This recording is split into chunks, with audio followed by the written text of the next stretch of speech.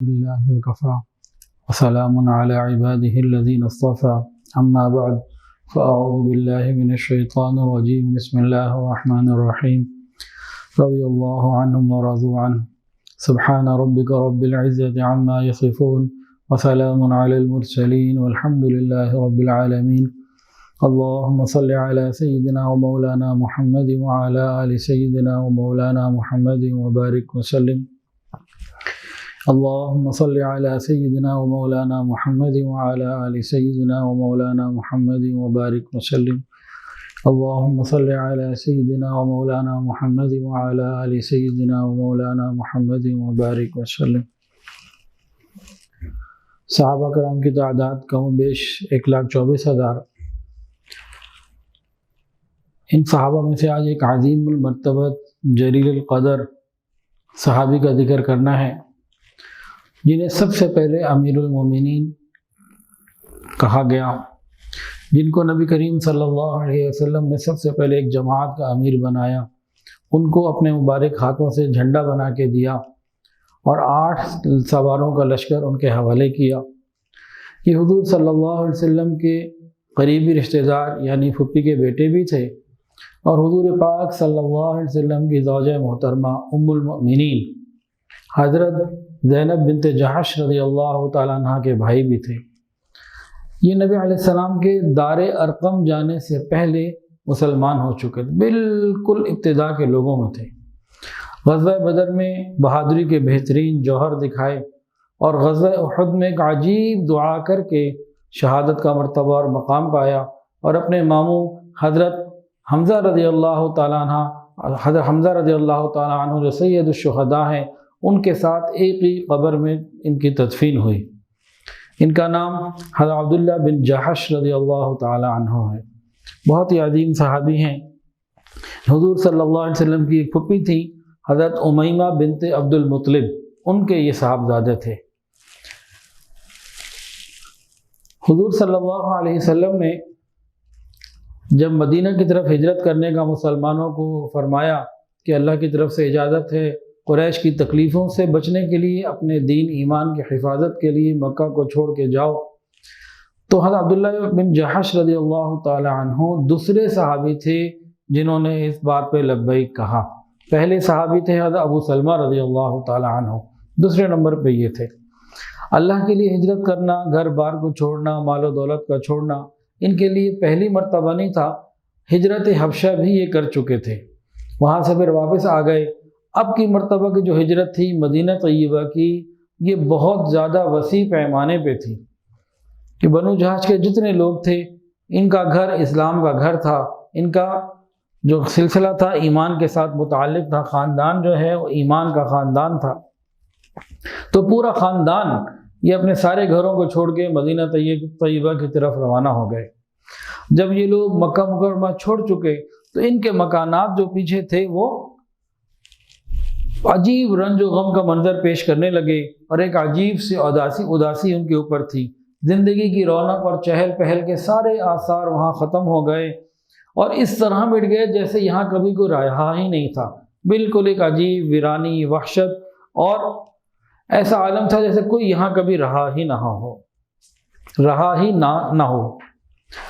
حضرت عبداللہ ابن جحش رضی اللہ تعالی عنہ کو ہجرت کیے ہوئے بہت زیادہ وقت نہیں گزرا تھا، ان کو پیچھے مدینہ میں اطلاع ملی کہ مکہ کے سرداروں نے سروے کیا، ابو جہل نے، عتبہ ابن ربیعہ نے، ان لوگوں نے، کہ مکہ مکرمہ میں کون کون سے مسلمان باقی رہ گئے اور کون کون سے مسلمان ہیں جو ہجرت کر کے مدینہ طیبہ چلے گئے ہیں۔ یہ اپنے گشت پہ جا رہے تھے تو یہ بنو جہش کے خالی ویران مکانات سے گزرے۔ اس وقت تیز ہوائیں چل رہی تھی، مکان کے دروازے کھلے ہوئے تھے، رہنے والا کوئی نہیں تھا، وہ دروازے کھل رہے ہیں، بند ہو رہے ہیں، دھڑ دھڑ کی آوازیں آ رہی ہیں۔ ایک عجیب منظر اس وقت پیش ہو رہا تھا، اور ڈراؤنی سی آوازیں پیش ہو رہی تھیں۔ یہ دیکھ کر عتبہ ابن ربیعہ نے کہا بنو جہش کے مکانات ویران ہو گئے اور یہ اپنے رہنے والوں کی جدائی میں رو رہے ہیں۔ یہ سن کر ابو جہل نے کہا ومن ہلائی حتی تبکیہم الدیار، یہ کیسے لوگ تھے کہ ان کی جدائی میں ان کے گھر بھی رو رہے ہیں، گویا انہیں پرواہی کوئی نہیں اپنے گھروں کی۔ خیر اس کے بعد ابو جہل نے حضرت عبداللہ ابن جحش رضی اللہ تعالیٰ عنہ کے مکان پر قبضہ کر لیا، سارا ساز و سامان بھی اپنے قبضے میں کر لیا، اور ایسے ہی استعمال کرنے لگا ہر چیز کو جیسے کہ اس کی اپنی۔ یہ ساری رپورٹیں جب مدینہ طیبہ پہنچیں تو حضرت عبداللہ ابن جحش رضی اللہ تعالیٰ عنہ، جو نبی علیہ السلام کی پھوپھی کے بیٹے بھی ہیں اور آپ کی اہلیہ کے بھائی بھی ہیں، آپ کے برادر نسبتی بھی ہیں، انہیں بڑا غم ہوا۔ وہ غم لے کر اپنے نبی علیہ السلام کی خدمت میں حاضر ہوئے، نبی علیہ السلام کو تفصیل بتائی۔ نبی علیہ السلام نے فرمایا، عبداللہ کیا تم اس پر خوش نہیں ہو؟ اللہ تعالیٰ اس کے بدلے میں تمہیں جنت میں مکان عطا فرما دے، جنت کا محل عطا فرما دے۔ تو انہوں نے کہا، بھلا یا رسول اللہ، کیوں نہیں، ہم اس پہ کیوں راضی نہیں، ہم تو بالکل راضی ہیں۔ نبی علیہ السلام نے فرمایا، عبداللہ اس مکان کے بدلے میں اللہ تمہیں اس سے بہتر، عمدہ اور جنت میں مکان عطا فرمائے گا جو ہمیشہ ہمیشہ کے لیے ہوگا۔ حضرت عبداللہ ابن جحش رضی اللہ تعالی عنہ بالکل ابتدائی دنوں میں مسلمان ہو چکے تھے، تو کافروں کی بڑی تکلیفیں دیکھی، ہجرت حبشہ ہوئی، اس کے بعد ہجرت مدینہ۔ ابھی مدینہ آئے ہوئے بہت زیادہ وقت نہیں گزرا تھا، ان کی زندگی کا ایک ایسا کڑا امتحان آیا جس امتحان نے اندر سے ہلا کے رکھ دیا۔ بہت بڑا امتحان اور بہت بڑی آزمائش آئی۔ اللہ رب العزت بھی ایمان والوں سے امتحان لیا کرتے ہیں۔ اللہ تعالیٰ، ہم کمزور ہیں، دعا کرتے ہیں یا اللہ ہم سے عافیت والا معاملہ فرما، ہم امتحانات اور آزمائش کے قابل نہیں۔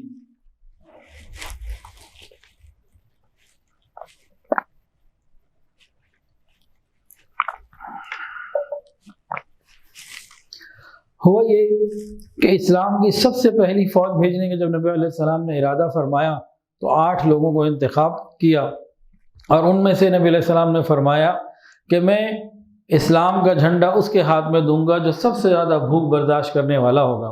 پھر رسول اللہ صلی اللہ علیہ وسلم نے اپنے مبارک ہاتھوں سے جھنڈا بنایا، اور پھر اگلے دن حضرت عبداللہ بن جحش رضی اللہ تعالیٰ عنہ کے ہاتھ میں تھما دیا، اور اس جماعت کی قیادت ان کے سپرد کی۔ یہ غزوہ بدر سے کچھ پہلے کی بات ہے، اور نبی علیہ السلام قریش مکہ کے حالات اور ان کی تفصیلات کو لینا چاہتے تھے، اور ان 8 لوگوں کو آپ نے بھیجا۔ جب ان کو امیر بنایا تو یہ پہلے امیر المومنین کہلائے، مومنین کے امیر بنے، اور امیر المومنین کا جو پہلا ان کا لقب ہے ان کو ملا۔ سب سے پہلے مسلمانوں میں سب سے پہلے یہ تھے جو باقاعدہ کسی جماعت کے امیر بنائے گئے۔ روانگی سے پہلے نبی علیہ السلام نے ان کو کہا کہ فلاں رخ پہ سفر کرنا ہے، اور ایک خط دیا، فرمایا کہ اس خط کو کھولنا نہیں، 2 دن سیدھے جاؤ، 2 دن کے بعد جہاں پڑاؤ ڈالو گے وہاں اس خط کو کھولنا، پھر اس خط میں جو ہدایت ہوں گی اس کے مطابق عمل کرنا۔ تو انہوں نے عرض کیا جی بالکل ٹھیک ہے۔ اب یہ ساتھی روانہ ہو گئے اور 2 دن کا سفر کیا، اور اس کے بعد جہاں رکے اب خط پڑھنا تھا، انہوں نے خط پڑھا، اور خط پڑھنے کے بعد سارے ساتھیوں کو بتایا کہ دیکھو حضور صلی اللہ علیہ وسلم نے اس میں لکھا ہے کہ طائف اور مکہ کے درمیان ایک باغ ہے، نخلا، وہاں جانا ہے، وہاں جا کے آپ لوگ قیام کرو، پڑاؤ ڈالو، قریش مکہ کی نقل و حرکت کے اوپر، ان کے معاملات کے اوپر کڑی نظر رکھو، تفتیش کرو، اور حالات کی اطلاع دیتے رہو۔ تو انہوں نے کہا کہ بھئی مجھے تو اب یہ حکم ہے، میں تو یہاں جا رہا ہوں، لیکن نبی علیہ السلام نے یہ بھی لکھا ہے کہ میں کسی کے ساتھ زبردستی نہ کروں، تم میں سے کوئی واپس مدینہ جانا چاہے بغیر ملامت کے، بغیر کسی بات کے واپس جا سکتا ہے، ہاں جس کو شہادت کا شوق ہو وہ پھر میرے ساتھ چلے۔ آگے کفار مکہ ہے، مکہ کے قریب جانا ہے، ٹوٹل صرف 8 لوگ ہیں، تو جس کو شوق شہادت ہو اور حضور کی بات پورا کرنے کا شوق ہو وہ چلے، ورنہ واپس چلا جائے۔ سب نے کہا ہم ہر طریقے سے تیار ہیں۔ نبی علیہ السلام نے جہاں جانے کو آپ کو فرمایا ہم وہاں آپ کے ساتھ جانے کے لیے تیار ہیں۔ یہ 8 لوگ متفق ہو کے، اتفاق سے مشورہ کر کے اس مقام نخلا پہ پہنچ گئے جہاں نبی علیہ السلام نے فرمایا تھا یہاں پہنچ کر قریش مکہ کے حالات پہ نظر رکھو، کڑی نظر رکھو، غور و فکر کرو اور ہمیں بتاتے رہو۔ یہ ڈیوٹی تھی۔ اسلحہ اٹھانے کا نہیں فرمایا تھا، حکم کیا تھا؟ نظر رکھو۔ اب یہ وہاں بھی انہوں نے پڑاؤ ڈال دیا، ارد گرد ماحول پہ دیکھنے لگے۔ ایک دن کو نا قریش کے ایک تجارتی قافلے کے اوپر نظر پڑی جس میں کھال، کشمش اور کھانے پینے کی چیزوں سے اونٹ لدے ہوئے تھے، تجارتی قافلہ تھا، اور اس قافلے میں 4 جو سردار تھے نا وہ تھے عامر ابن حضرمی، عامر ابن کیسان، عثمان ابن عبداللہ اور مغیرہ ابن عبداللہ، یہ دونوں بھائی تھے، آخری دونوں۔ انہوں نے جب دیکھا نا قریش کے لوگ ہیں اور مال تجارت بھی ہے اور ہمارے اوپر روب ڈالنے کا ان کے اوپر ایک موقع بھی ہے، تو ایسا کرتے ہیں ان کے اوپر کرتے ہیں حملہ۔ مشورہ کیا تو سب نے کہا ہاں ٹھیک ہے، بس ٹھیک ہے، ان کو حملہ کرتے ہیں، ان کو قتل کرتے ہیں، سامان لیتے ہیں، مدینہ چلتے ہیں۔ اس زمانے میں قریش مکہ میں بلکہ پورے عرب میں ایک عمل تھا، ایک کام تھا کہ 4 مہینے سال کے ایسے ہوتے تھے جن کے اندر قتال، لڑائی حرام ہوتی تھی، منع ہوتی تھی، ان کے ہاں منع تھی۔ اس میں دوست کو بھی، یعنی کہ اس میں دوست کیا دشمن کو بھی قتل نہیں کرتے تھے۔ وہ 4 مہینے ایسے تھے کہ اس میں دشمن کو بھی قتل نہیں کرتے تھے۔ ان میں سے ایک مہینہ رجب اور باقی ذوالقعدہ، ذوالحجہ اور محرم، یہ 4 مہینے حرمت والے تھے۔ اب یہ رجب کی 30 تاریخ تھی، ان لوگوں کو مسلمانوں کو ڈاؤٹ ہوا کہ شاید 29 کا ہو گیا اور اب شعبان کی 1 ہے۔ ان کے ذہن میں کیا آیا کہ حرمت والا مہینہ ختم ہو گیا، اب یہ شعبان کی 1 تاریخ ہے، لیکن وہ رجب کی 30 تاریخ تھی، 29 کا نہیں تھا، 30 کا چاند تھا۔ ان لوگوں نے یہ سمجھا کہ بھئی ہم شعبان میں آ گئے، وہ معاملہ بھی مکمل ہو گیا اور ہمارے سامنے دشمن بھی ہے، ٹارگٹ بھی ہے، چلو بسم اللہ کرتے ہیں۔ انہوں نے جناب جو فیصلہ کیا تو تھوڑی ہی دیر میں ان 4 میں سے 1 کو قتل کیا، 2 کو گرفتار کیا، چوتھا جان چھڑا کے بھاگ گیا اور سارا ساز و سامان انہوں نے لیا اور فاتحانہ انداز سے یہ مدینہ طیبہ آ گئے۔ اللہ اکبر کبیرہ۔ اب یہ جو فاتحانہ انداز سے خوشی کے ساتھ اور جس طریقے سے کہ جی ہم تو کامیابی کے ساتھ واپس آئیں، مدینہ آئے ہیں، اور یہیں سے ان کا امتحان شروع ہو گیا۔ ان کی زندگی کا، ان 8 لوگوں کی زندگی کا بڑا کڑا امتحان تھا، بڑا مشکل امتحان تھا۔ امتحان کیا تھا؟ جیسے ہی نبی علیہ السلام کے پاس آئے اور اب کے رپورٹ پیش کی کارگزاری، نبی علیہ السلام نے بہت سختی سے ناراضگی کا اظہار کیا۔ میں نے تمہیں ہتھیار اٹھانے کو کب کہا تھا؟ میں نے کب کہا تھا تم کوئی عملی طور پہ کرو؟ میں نے تمہیں فقط نگرانی کے لیے بھیجا تھا کہ تم نے کیا کیا؟ آپ نے ناراضگی کا اظہار کیا۔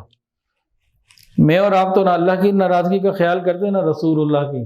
وہ صحابہ کرام تھے، ان کے لیے تو زمین شک ہو جائے اور وہ اندر غرق ہو جاتے، وہ سچا سودا تھا کہ انہیں اللہ اور اس کے رسول کی ناراضگی کا کوئی جملہ سننا پڑے۔ نبی علیہ السلام نے قیدیوں کی طرف توجہ نہیں فرمائی، مال غنیمت کی طرف توجہ نہیں فرمائی، ان پہ ناراضگی کا اظہار کیا، یہ تم نے کیا کیا؟ ان کے لیے تو بس یہی بہت تھا کہ زمین اپنی وسعتوں کے باوجود تنگ ہو گئی، یہ کوئی تھوڑی بات نہیں تھی۔ اس کے بعد دوسرا معاملہ کیا ہوا کہ جس جماعت سے مسلمانوں کے پاس سے گزرتے، مسلمان کہتے یہ دیکھو یہ ہیں اللہ کے رسول کی مخالفت کرنے والے۔ اب لوگوں کے اندر بھی یہ بات، 2 باتیں ہو گئیں۔ تیسرا معاملہ کیا ہوا؟ جب انہیں یہ معلوم ہوا کہ تیسری بات بھی ہو گئی تو ساری حدیں ختم ہو گئیں۔ وہ کیا ہوا کہ قریش مکہ نے اس بنیاد پر، اس واقعے کی بنیاد پر نبی کریم صلی اللہ علیہ وسلم پر اعتراض کرنا، آپ کو قبائل میں بدنام کرنا اور آپ سے بدلہ لینا، یہ کام شروع کر دی۔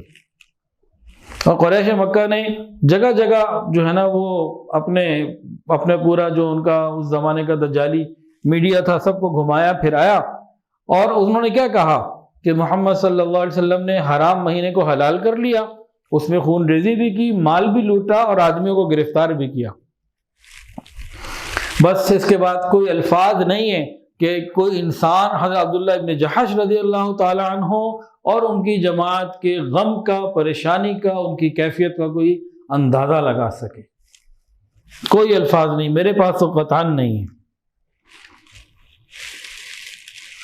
اللہ اکبر کبیرہ کہ نبی علیہ السلام کو ذہنی کوفت کتنی ملی کہ پورے مکے کے اندر اس بات کو پھیلایا گیا، پورے عرب کے اندر اس کو پھیلایا گیا۔ نبی علیہ السلام کو سخت ذہنی کوفت اور تذیت اس معاملے سے پہنچی۔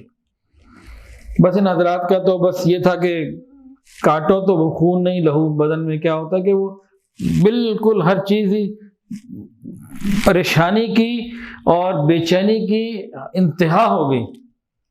جب انتہا ہو گئی نا، اس وقت پھر اللہ رب العزت کی طرف سے رحمت کا پیغام آیا، ان کو ایک شخص نے آگے خبر دی کہ اللہ کا قرآن نازل ہوا ہے۔ یسألونک عن الشہر الحرام قتال فیہ قل قتال فیہ کبیر وصد عن سبیل اللہ وکفر بہ والمسجد الحرام واخراج اہلہ منہ اکبر عند اللہ والفتنۃ اکبر من القتل۔ لوگ پوچھتے ہیں مائے حرام میں لڑنا کیسا ہے؟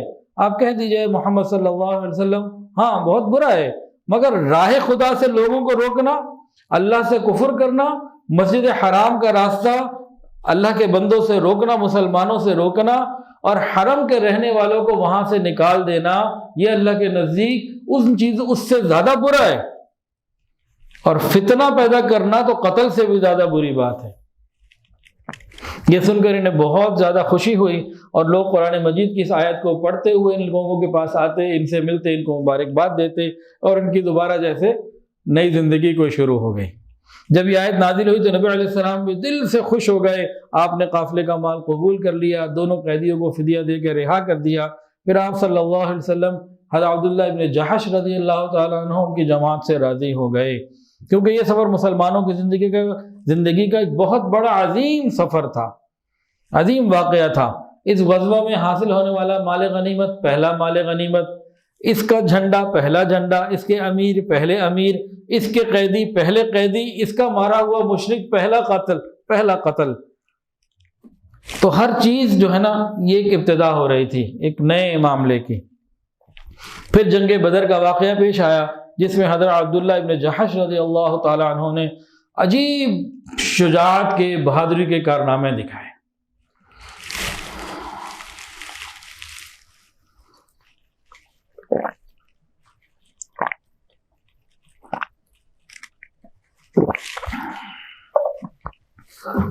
یہاں واقعے کو روک کے ایک بات میں عرض کرنا چاہتا ہوں، وہ یہ ہے کہ جس طرح کافروں نے اس زمانے میں کیا کیا کہ مسلمانوں کی ایک غلط فہمی اور ایک غلطی کو اتنا ایشو بنایا کہ پورے ملک میں اس کا شور ڈھنڈورا پیٹ دیا، اور خود جو اللہ تعالیٰ نے گنوائے کہ دیکھو تم جو کچھ کر رہے ہو وہ ان سے بہت بڑا ہے۔ آج بھی معاملہ ایسا ہی ہے، باطل کوئی بھی ہوگا وہ اپنے بڑے بڑے مظالم اور اپنی بڑی بڑی بری حرکتوں کو چھپائے گا، مسلمانوں کی کسی چھوٹی سی چیز کو بھی ایشو بنا لے گا۔ کسی نیک دیندار آدمی سے کوئی تھوڑی غلطی ہو جائے اس کو اتنا بنا لیں گے، اور خود بڑے بڑے کام بھی ہو جائیں، اپنی آنکھ کا شہتیر دوسرے کی آنکھ کا شہتیر نبی، کیا وہ کہتے ہیں کہ دوسرے کی آنکھ کا بال بھی نظر آ جاتا ہے، اپنی آنکھ کا شہتیر بھی نظر نہیں آتا۔ تو یہ معاملے جو ہے نا آج بھی اسی طرح سے، کسی نیک دیندار آدمی سے کوئی غلطی ہو جائے، ان پہ الزام لگانے والے، باتیں کرنے والے اور جناب ان کا مذاق اڑانے والے وہ ہوتے ہیں جنہیں دین سے دور دور کا تعلق نہیں ہوتا۔ اب ان کا جو واقعہ ہے نا آخری وہ سن لیجئے، پھر بات مکمل کرتے ہیں۔ غزوہ بدر میں تو انہوں نے خیر بہت جناب بہادری کے موقع جو ہے نا وہ کارنامے انجام دیے۔ غزوہ احد آیا، ان کے ایک دوست ہے سعد ابن ابی وقاص رضی اللہ تعالی عنہ۔ سعد ابن ابی وقاص کہتے ہیں کہ مجھ سے میرے دوست عبداللہ ابن جحش نے کہا کہ سعد صبح جہاد ہے، کوئی دعا نہ مانگے؟ کیا تم نے دعا نہیں مانگنی؟ ہاں مانگنی ہے۔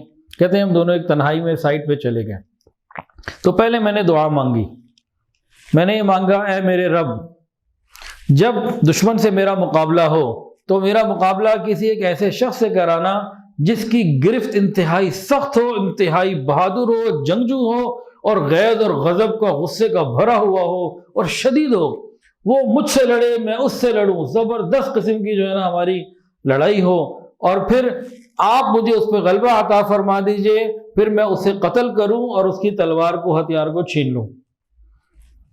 کہتے ہیں کہ عبداللہ ابن جحش نے کہا آمین۔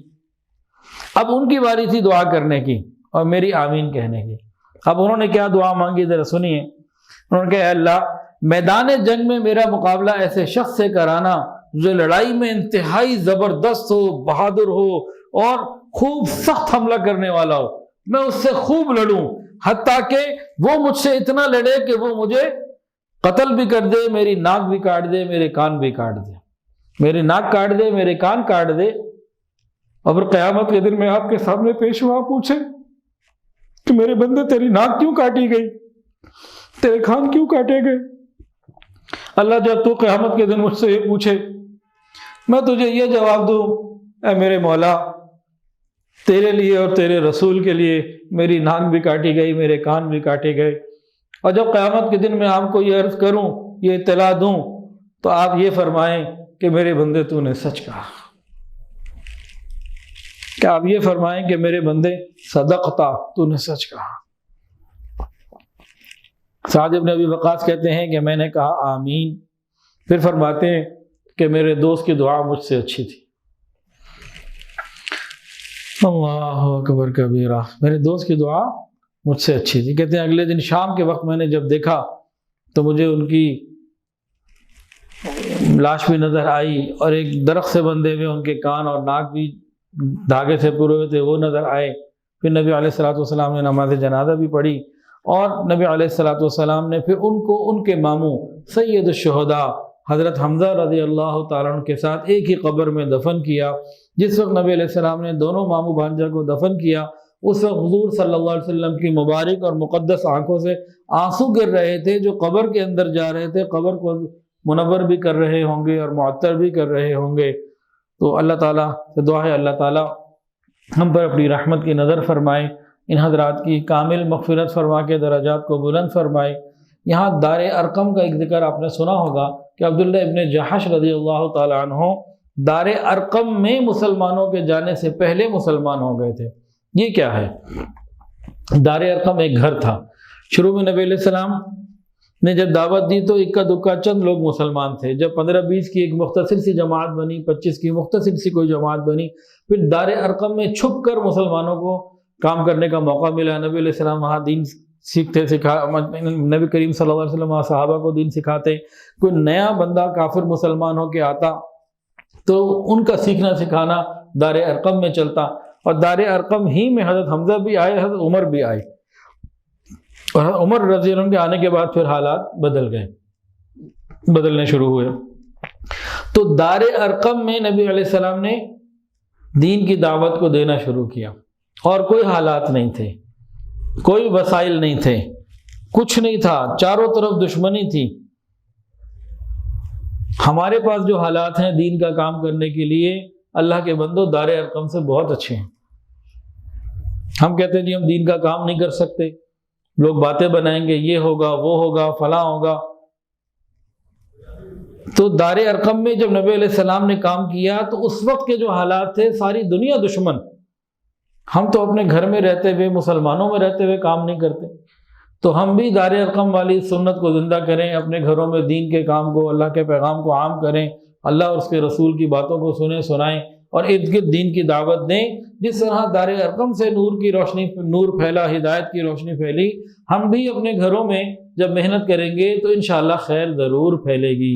ویڈیو کے نیچے سبسکرائب کے بٹن پہ کلک کریں، بیل کے آئیکن پہ کلک کیجئے تاکہ ہر نئی ویڈیو کی نوٹیفیکیشن آپ کو مل جائے۔